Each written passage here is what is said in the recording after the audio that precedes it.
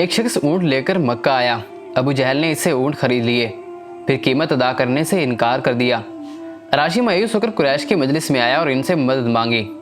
اس نے کہا، قریش کے لوگوں، میں ایک اجنبی مسافر ہوں اور ابو الحکم بن حشام نے میرا حق مار لیا ہے۔ کون سا شخص مجھے میرا حق دلائے گا؟ اس وقت رسول اللہ صلی اللہ علیہ وسلم مسجد کے کونے میں تشریف فرما تھے۔ اہل مجلس سبھی منکرین حق تھے۔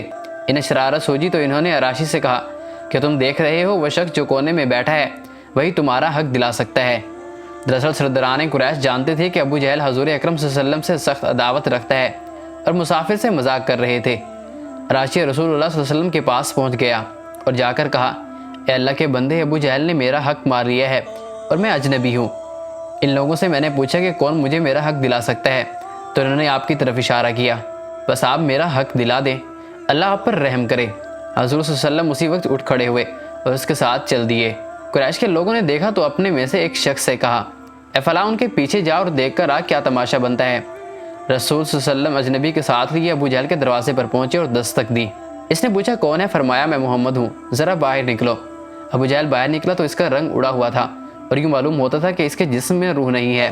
آپ صلی اللہ علیہ وسلم نے فرمایا، اس شخص کا حق ادا کر دو۔ ابو جہل نے کہا، بہت اچھا، میں اس کا حق ابھی ادا کرتا ہوں۔ گھر کے اندر داخل ہوا، رقم لے کر آیا اور راشی کے ہاتھ میں رکھ دی۔